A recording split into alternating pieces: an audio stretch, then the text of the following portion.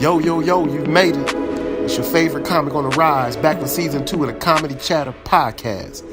If you've been searching for a pod that talks all things comedy, as well as kicking with some of the dopest comics in the game, then this is the podcast for you.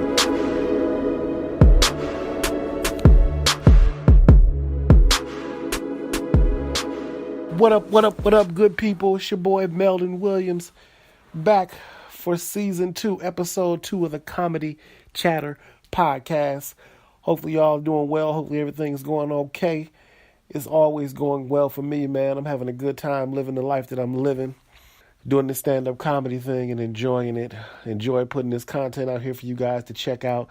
Like I already mentioned, this is season 2 of the Comedy Chatter podcast, episode 2. I got a really good episode for you guys to check out. But you guys know how I do. I always started out with my shout-outs. I didn't get a chance to do them last episode. Man, first of all, let me go ahead and thank y'all for, coming up and checking out that last episode, man. I have been off for a while. Like everybody knows, if people that listen to my podcast know that I've been on a pretty on a break in between seasons. You know what I'm saying? So I dropped one religiously like every month, and was telling everybody to listen to it, for that entire month, and then all of a sudden, bam, I was gone for like 4 months. So that's when I decided to break them up into seasons. But I came back, strong last episode with my man Ali Sadiq. Man, shouts out to him for coming and doing the podcast episode. And man, y'all been getting down in terms of downloading that thing, man. SoundCloud. If you guys haven't listened to it, Ali gave us some really good information. Some stuff that he, truly believes in, and hey, people have been getting a much love and support for that episode. So thank you guys for checking it out. It's doing real well numbers wise. So I just want to, once again, thank y'all for checking it out. But yeah, so I'm back now, season 2, episode 2. I got a really good, this one's going to be just as dope as the Sadiq one. But before I get started, I got to go ahead and give my shouts out. But here we go, the one and only Roger Feeney, for allowing me. He's the manager at the Ann Arbor Comedy Showcase. I was over there just this past weekend, man. It was packed. They had the Scalar brothers in for the weekend. If anybody doesn't know them, they're like brothers that went to the University of Michigan. And so they always come back and they always have really big shows there at the Ann Arbor Comedy Showcase. But it was going down. And so I was happy enough to be there and catch their second show on Friday night. But, shout out to Roger, man. He always lets me, he's the reason, for the season when it comes to me doing this podcast. He allows me to, go into the green room and interview the comedians that come in. So if I'm not, on location or on the road somewhere and I get lucky enough to interview the comedians, that's where I interview them. So mad shout out to Roger for allowing, me to see this vision, and, see this dream through of doing a podcast. Appreciate you, Roger.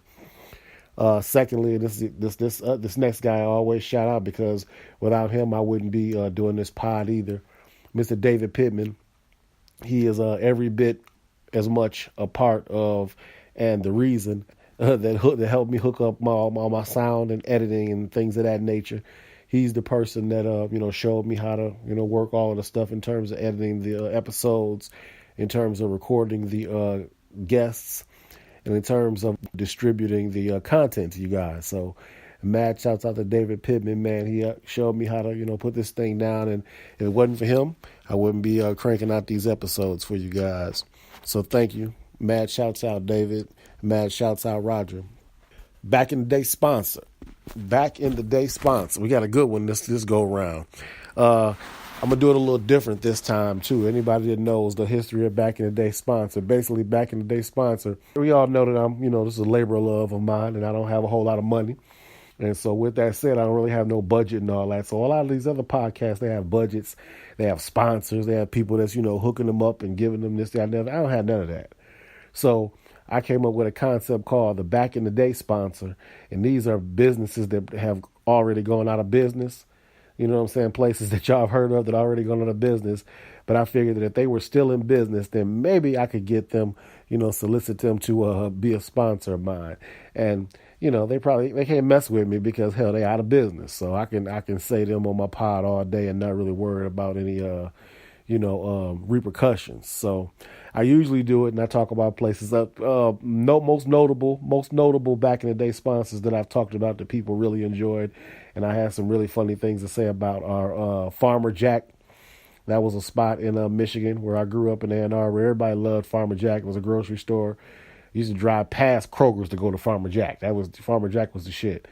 Mervin's. You wasn't really going school shopping unless you went to Mervin's. Like, forget about whatever school shopping your ass was doing. Like, you didn't go school shopping. You had to go to Mervin's in order to go school shopping. What else? We of course talked about Blockbuster and Hollywood Video. Netflix tore their ass up, put them out of business. But yeah, so those are what I can consider back in the day sponsors. Those are places that will probably sponsor me now if they were still in business, but they're not. So hey, those are my sponsors. So being that I'm doing this thing, having a bit of a nostalgia because I'm recording this podcast in Chicago, which is my birthplace, where I was born and raised for a little bit of my life before I moved to Ann Arbor. Anybody that knows me knows that.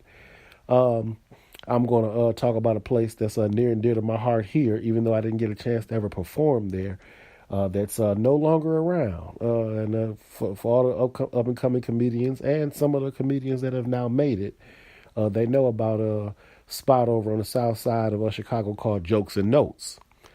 So the first place I ever met Lil Rel Howard, the guy that's doing it real big now. I've mentioned him on the pod before. Everybody knows him now because he's had specials, and of course he has his own television show now.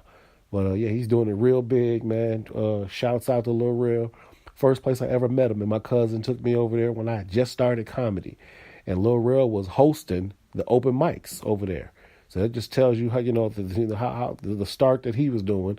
He was still just hosting open mics, and he's taking it from there all the way to having his own television sitcom. So much respect. Back in the day, sponsor Jokes and Notes. I wish you was still here, man. If it was still open, I probably would have tried to go around there this evening and try to get 5 or 10 minutes on stage. Not sure they would have let me because that chick that ran Jokes and Notes didn't play. Like you had to be a damn near a superstar just to get 5 minutes up in there if you wasn't headlining. So mad shouts out to Jokes and Notes. What else is going on with me, man? Like I said, I live in Atlanta. Yeah, I live in Atlanta. Anybody ties down south Atlanta?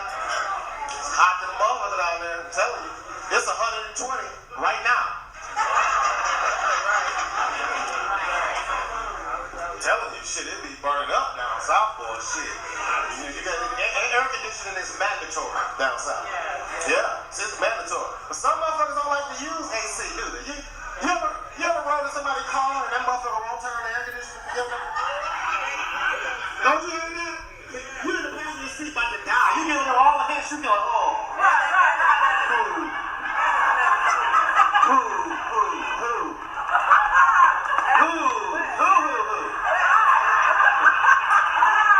Then it got to the point where you talk, you sound like a slave. You're like, well, sir, I was wondering if you was going to turn that on, sir.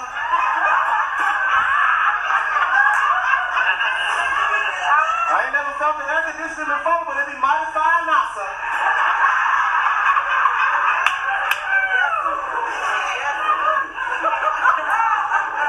Now, what they tell you? What they always say? They tell you the same thing. No, I don't use air conditioning. That burns my gas. That burns your gas too bad. Gas too hot. Don't they say that shit? I'm like, so what's the alternative then, motherfucker? We just gonna die up in this bitch? Since you don't want to burn no gas, we gonna die. It's our last day on Earth, huh? I don't know where you driving this motherfucker to, but you might want to drive to the cemetery as hot as it is up in here. So I couldn't wait to actually do this episode because I wanted to talk about what was going on with the whole Cat Williams and Wanda Smith interview that happened on the radio station in Atlanta. I live in Atlanta, so I got the firsthand take on all of that stuff, man. I didn't hear the episode live as it was happening, But right after it, of course, they replayed it, and it was on social media, and then it was on YouTube, and it just went viral real quick. And it was crazy because when I initially saw it, of course, I was entertained. I mean, Cat Williams, blazed the hell out of Wanda. That's what we called it back in the day. I don't know, y'all call it roasting and all that, and Jones, but back in the day in Ann Arbor, when I was in middle school, high school, we call it blazing. So if somebody roasted you, you just got blazed. They blazed the shit out you. That's the what we used to call it. So he blazed the shit out of Wanda. He had some funny stuff and this, that, and the other. But I think it got out of hand. Not the blazing match, not that episode, not none of that. I really thought it got out of hand. Not even when, the husband supposedly, came to the comedy club that night and pulled a gun on Cat Williams and, chased Cat Williams into the food depot and all that shit. I didn't even think it got out of hand then, although maybe so. But it really bothered me, and it got out of hand to me when Monday, because that happened on a Friday. So Monday, they came in, of course, they had to do their radio show, and Frank and Wanda had to sit there, and talk about what happened. And it really bothered me that Wanda Smith just sort of, took the road of, oh my God, like I felt like he was attacking me, and I felt like, he was, doing this to me, and the look in his eyes and all that shit. Man, that's when I couldn't take it. I think I put a post up on my Facebook like, look, like all that we saw Friday was a fucking blazing match. That's all we saw was a roasting session, dude. That's it. Between what we thought was supposedly two comedians. We know Cat Williams is a comedian, and Wanda Smith calls herself a comedian. She performs stand-up. I mean, I've seen her on Comic View before. So if you still like, using that title, then you should be okay with a damn blazing match. And guess what? You should be okay with getting blazed. Like I'm letting motherfuckers know right now. When we blazed, hey dog, I won some and I lost some. I got my ass cooked. Some of my friends are hilarious. It blazed the shit out of me. Guess what? I wasn't the next day crying victim. Oh my God, I felt like he was attacking me. And did you see the look in his eyes? Like he seemed like he was trying to intimidate me. Fuck all that. If you get blazed, you just get blazed. You take that shit, because guess what? The next day you're going to be blazing somebody else, or you're going to be blazing them. So, yeah, I found that shit so problematic when she was on the radio and then, all the background stuff that we heard. Now, here it is Monday, so now they can tell you all this other stuff. We heard that she asked him, like, Cat Williams didn't even want to be on the show.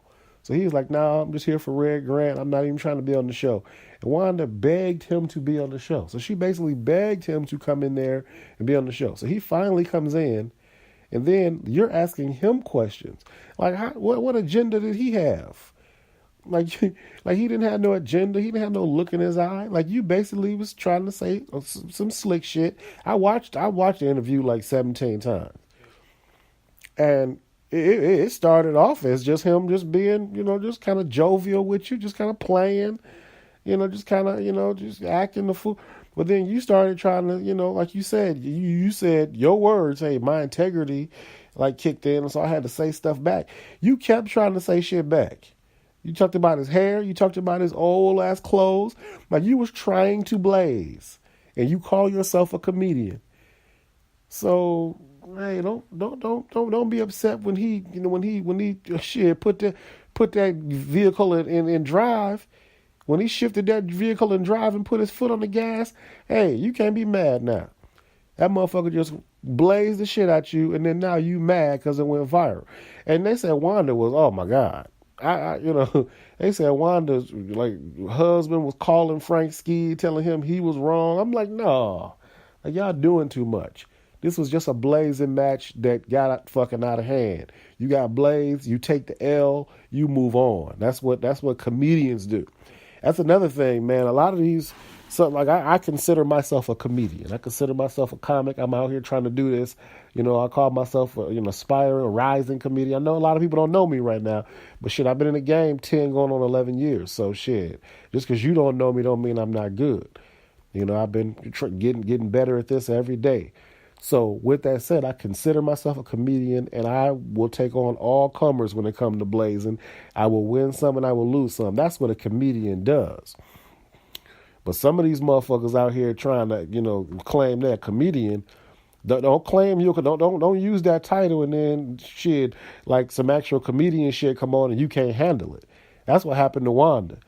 You know what I'm saying? Like she was supposed to be a comedian. They got her on that show because she's a comedian.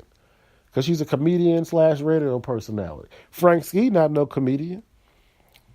So she'll get on there talking about, yeah, but then she talking about, oh, well, that's not what I do. That's not how I don't go back and forth like that, like they do on Wild and Out and all that. No. Either you a comedian or you not. You feel me? Don't be talking about you not, now all of a sudden you not a comedian. You pick one. Shit. So that's my take on that whole thing, man. And then of course, like Kevin Hart, he talked about Tiffany Haddish on there. Kevin Hart responded. I like Kevin too. Like I had never seen him that passionate, that as passionate as he was on the Breakfast Club for supporting Tiffany. And I like that. I got to keep it real. I like that he was that passionate and just letting Cat Williams know, hey, like I don't give a fuck if we, talk or don't talk, no apology necessary, but I'm not going to let you, just keep on talking about her. You know what I'm saying? And, being bitter because you fucked off your chance. I totally agree with that. Like, Cat Williams was at the exact place Tiffany Haddish was. And let's not get it twisted. He's a man. So he was a man there. We treat in comedy, let's keep it all the way real. Like, comedy is a male-driven profession. If you look at comedians, like, you look at all the ones that you don't have a whole lot of motherfucking female comedians. It's almost like flight attendants. You don't have like that's a female dominated profession. There's more females than there are males. It's just a fact. So men can't be talking all that shit like, man, we should be doing that. We don't know. You brand new, dude. Like, calm down.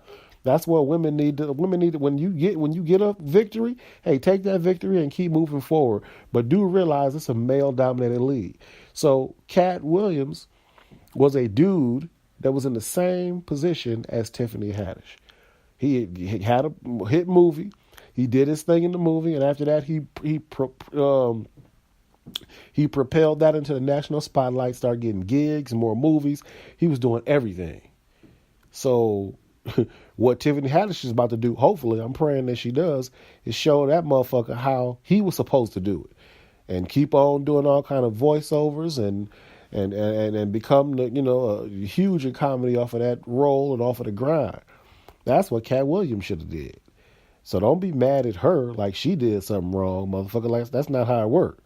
She did exactly what she was supposed to do, and you had that opportunity. That's all Kevin was saying. So I appreciated him for stepping up, for her on all that. And yeah, man, this whole thing is just, I saw a comedian recently that said, man, this whole thing is just getting kind of petty. And I'm like, of course it is. Like, shit, like that's like when people's ego like get involved, like of course it's gonna get petty. That's why at the beginning of this shit, at the beginning of everything, you need to have your humility, screwed on tight. You know what I'm saying? You shouldn't be one of those kind of people that have to unscrew another motherfucker's light bulb just for yours to shine brighter. You shouldn't be one of them kind of people. But guess what? Yeah, it's get petty when motherfuckers start to worry about their ego and what happened here and how much this and that. Nah. You just get it how you live. That's one of my best shit. It's one of my best sayings these young kids been saying lately. Get it how you motherfucking live. You know what I'm saying? Get in where you fit in. Like that's all you can do. Run your own race, and I guarantee you everything will take care of itself. Put in the work. Put in the work. Put out the content. Try to get better every day. Things will take care of themselves. That's the way I feel about all that shit. All right, I ain't even told y'all who the guest is for the day, man. I got a chance it was on location, so he didn't. He wasn't at the comedy showcase when I got this interview. Although he and I did share the Ann Arbor Comedy Showcase stage together a couple years ago. I got a dope picture with him and everything. But my dude, the very funny, and I was so happy. I told him I was a big fan, Mr. J. Jeremiah Williamson. Y'all know who I'm talking about. Jeremiah. Yes. He done rocked the stage with Said so much. He started out messing with Earthquake, but he got some amazing shit to tell y'all in this interview. So y'all need to sit back and relax and enjoy my interview with the one and only Mr. J.J. Williamson here on the Comedy Chatter Podcast.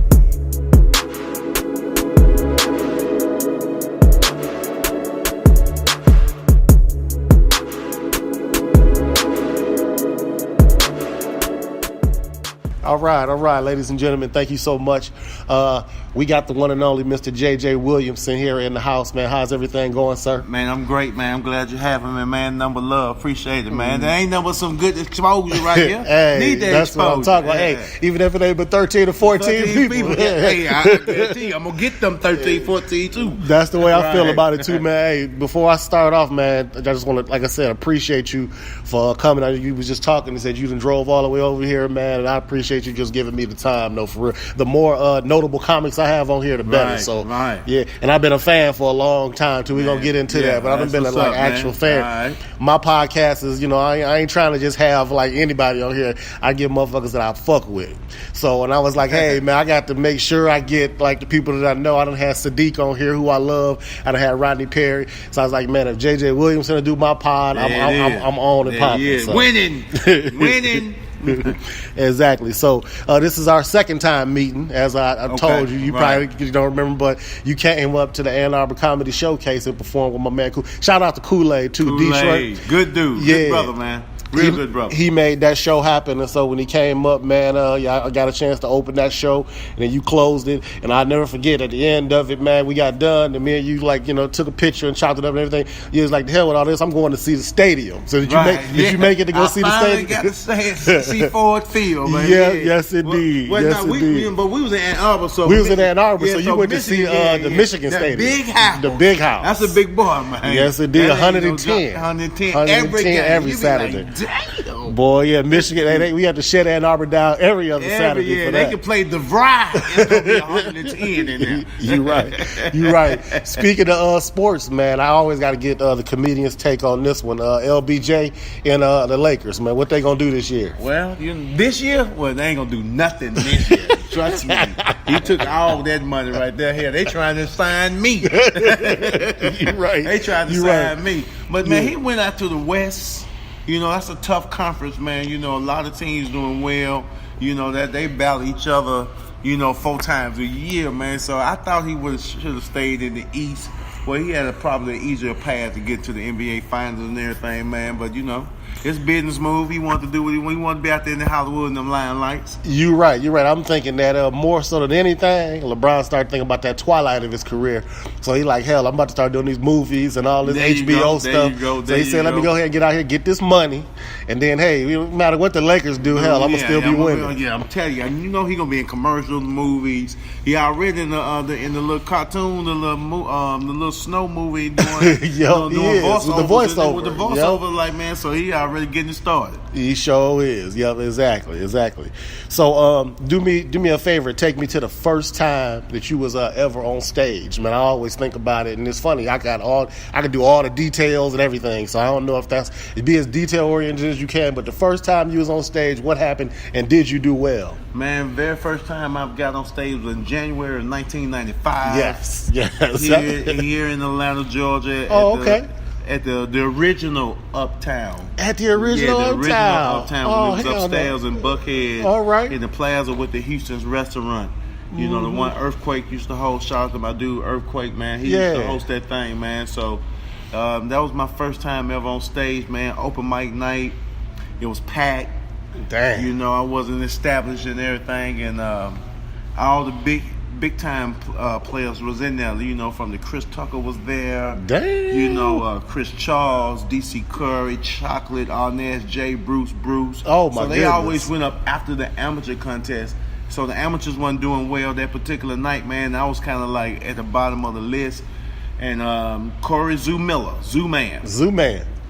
Zoo Man was the very first person that ever brought me on stage, man. You know, like I said, so he was hosting the. He was thing? hosting the open mic night. This bug was off the hook. Yeah, this thing was off the chain, man. Wild, and we'll never forget. It was a Tuesday night, wall to wall packed. Tuesday night, wall to wall packed. That's Atlanta for you, that's Atlanta for you back then, man. Back in '95. So, like I say, all the amateurs wasn't doing well, man. Like I said, they had all the heavy hitters in there. So, Zoo was like, man, you know what? We ain't gonna do no more. We're going to do one more amateur, then we're going to go to the big dog. Yeah. Crowd was like, yeah, what we need to do? So I stopped Zoo Man. I said, man, my name is JJ. I'm on the list. I said, man, I need to go on stage tonight, because if I don't go on stage tonight, you know, I may not come back. Ever go. Wow. I might not come back. Amazing. So I'm assuming that he really saw the dedication in my eyes. The fact that, you know, I was very sincere, that I really wanted to get up there and everything, man. He believed, he felt it. So he said, hey, man, I'm going to do one more. But he whispered in my ear, he said, man, you got to rock. Yeah, you got to come thing, with man. it, yeah. So Zoo go back on stage. He said, man, I just met a brother. He said he really want to go on stage, man. So I'm going to bring up one more amateur. The crowd like, man, come on. Too many celebrities in here. So, man, I'm going to let him. He made me feel like he want to go up. So I went on stage, my voice cracking. Yeah. I'm nervous. And that was the very first thing I said on stage. I said, y'all may hear it in my voice or you can see it in my face. But I'm nervous, then I'm motherfucker. And then you got a little bit of laughs. Crowd gave me support and everything, man. Did my 3 or 4 minutes. I was blessed to get my standing ovation my very first time. Hell yeah. Very first time, man. I got a standing ovation the very first night. So here I am today. That's the best story. That's the reason why I asked this question too, because a lot of people see you now and they just like, oh man, he getting it. He been movies and this, that, and the other, but they don't ever hear the old stories. They don't hear the old stories. And then that had that time, 95. 95. You know what I'm saying? So I've been in the Matrix for a long time. Exactly. You know what I mean? Exactly. Yes, sir. Amazing story, man. So you got to tell me about this too. I know that you messed with Comic View back in the day, right? Back in the day, I was blessed to do a couple of episodes of Comic View. Who was some of my hosts? I did one with Ricky Smiler was the host. Mm-hmm. I did one when Cheryl Underwood was the host. And I want to say, did I do a season with Gary Owens? Maybe Gary Owens. I remember Gary Owens hosted. I think maybe Gary Owens was one of my hosts at one time, man. So that was a great experience, man. That was one of my first times being on, you know, national TV, on the national scene. Yep. When I did that, and then I did Def Jam back in '97. Yep. Okay. And that's when they did all the celebrity, the guest hosts. Yeah. So I was blessed to have the legendary Adele Givens. Adele Givens hosted yours. Hosted my Def Comedy Jam out there in LA, man. So I've done that twice.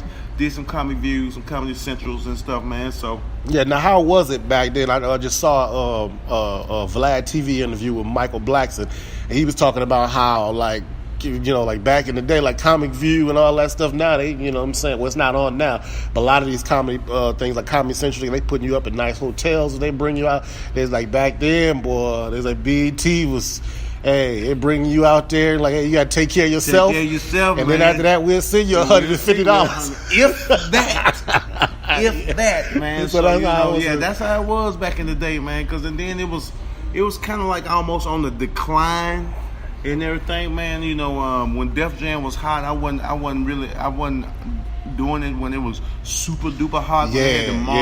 Bernie Mac, Joe Torre was a host when Bernie Mac them came through. So I caught it when it was on the decline with Def Jam and well as Comic View, man. But you know, I caught it in time where I got enough exposure where I can branch out and do some things. And then get on TV. So that's huge. So that was huge. Getting definitely on TV is big. Now, I also noticed from a little recon that I was doing that you won the Bay Area competition. Now, that's huge. The Bay Area, the Bay Area Black Comedy Competition. In Oakland, right? In Oakland, California. I heard that's a monster. That's a monster, man. You know, at the Paramount Theater, man, back in 2000. Man. I was blessed to win that thing, man. You know, that was a great experience, man. Got a chance to, you know, showcase my talent in front of a lot of industry people, a lot of names. DC Curry was the host.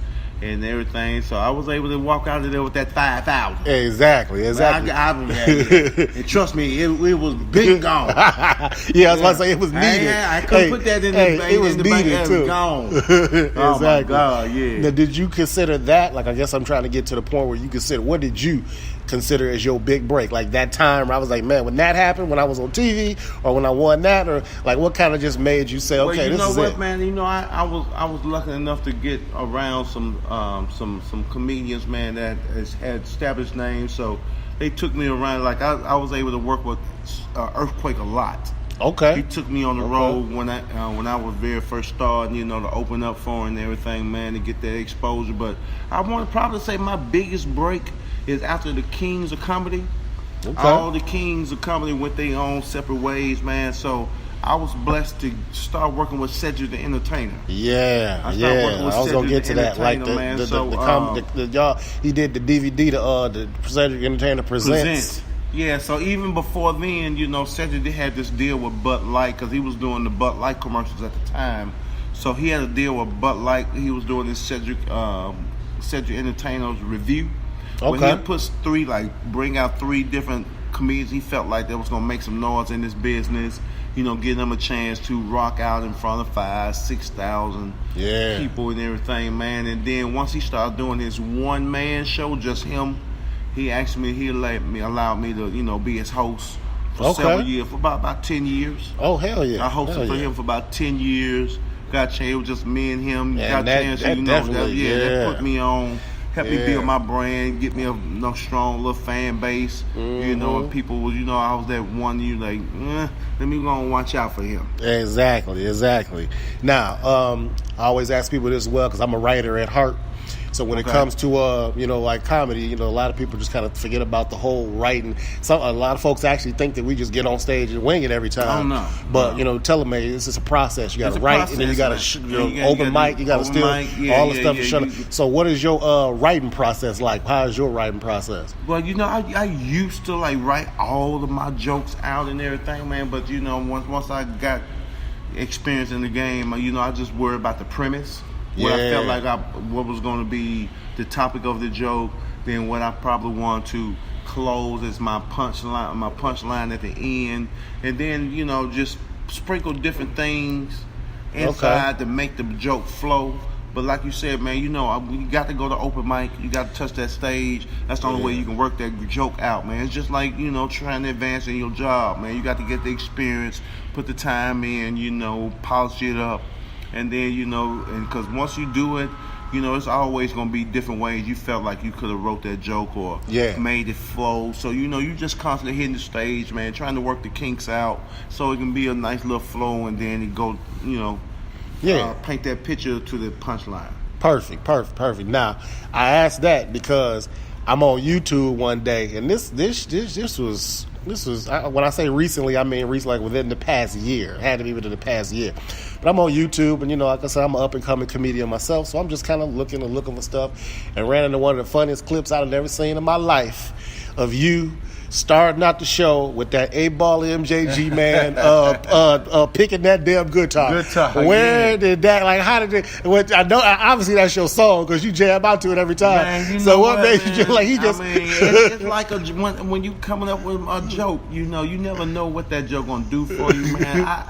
To be honest, I can't just really put my hands on and say when I started doing that, what made me start doing that. I just was messing with the DJ Ant Love back so it just almost kind of happened, like on stage. Okay, organically. And I just started messing around with it. Okay. And some made me just say, man, let me hit that beginning one more time. Oh, man. And then I noticed that the crowd started receiving, receiving that and everything, man. And once again, I kept polishing it. It made me realize I need to bring it back. And then, I add little bits to it just to make it flow. And here it is. Yeah, that thing really went viral. Man, I because of me. I saw that shit that one day, and I like to die, first of all. But after that, I must have shared it 1,000. Like, y'all got to see my magic. Because I told you I'm a fan.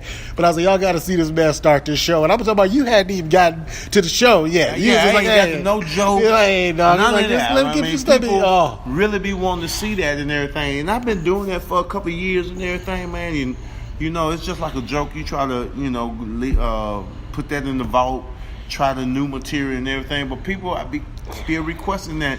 At least at beginning, and like, man, you got to keep coming out to that song. Exactly. Are you crazy? You got to do that, man. So it's funny you mentioned that. I was just in I don't want to call it an argument, but I was just calling a Facebook debate where somebody put on one of my little comedy pages. She said, "Yeah, man. So I recently got into it with a fan, because the fan was like, why do comedians be robbing us when they come to comedy clubs and they do the same jokes?" Right. And so she was like, well, let me explain something to you. Like, they're not necessarily doing the same jokes.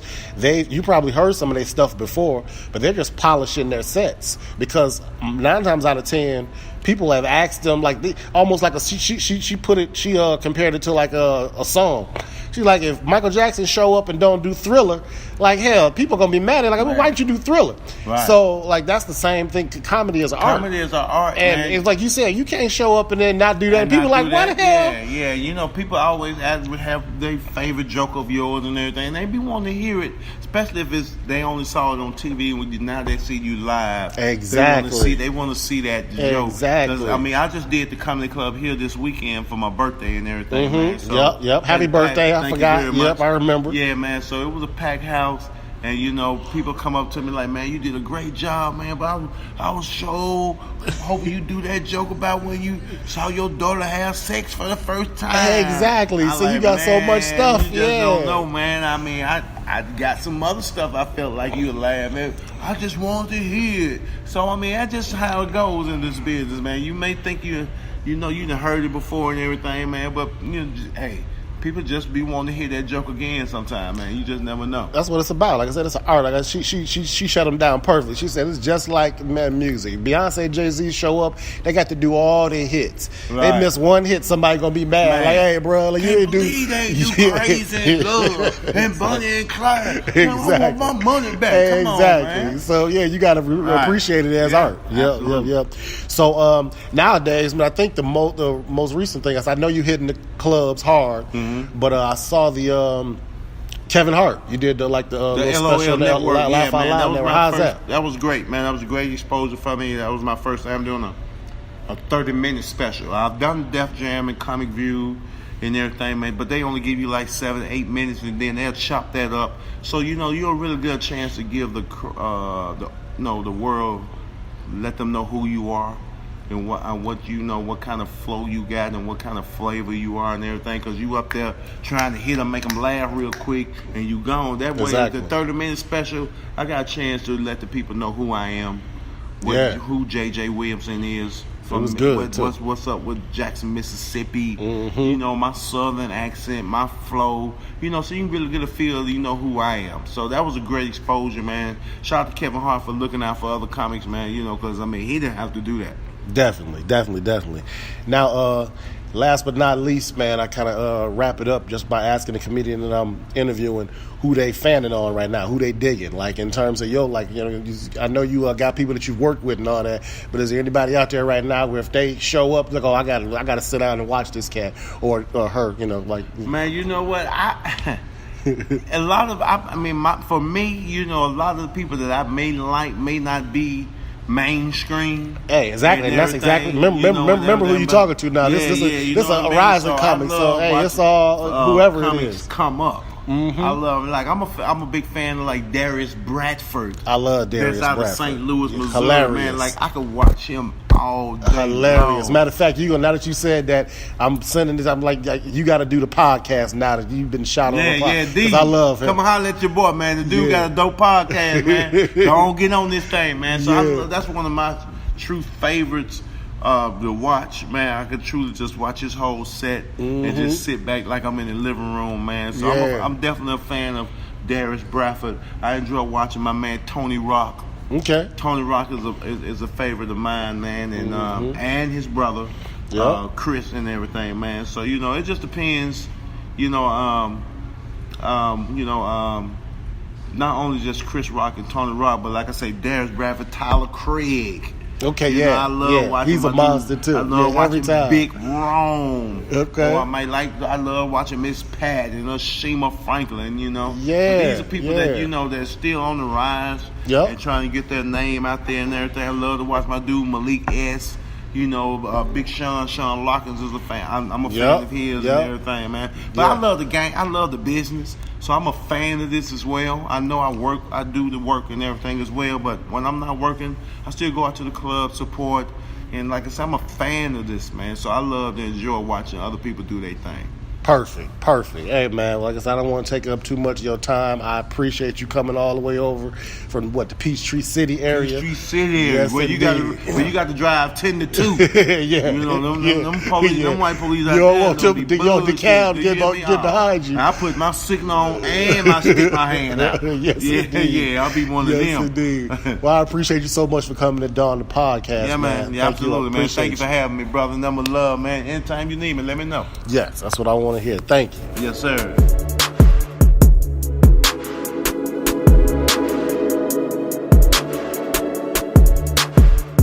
Yo, thanks so much for checking out the pod this go around. A very special thanks to my guest, Mr. JJ Jeremiah Williamson. Make sure you check out his social media outlets and his website for future show info. And definitely don't forget to check out his 30-minute comedy special on Kevin Hart's Laugh Out Loud Network. Check out the next episode of the Comedy Chatter Podcast with another nationally touring comic and, of course, me, Meldon Williams. Make sure y'all listen, subscribe, and support. Y'all be good to yourselves and each other. Take care.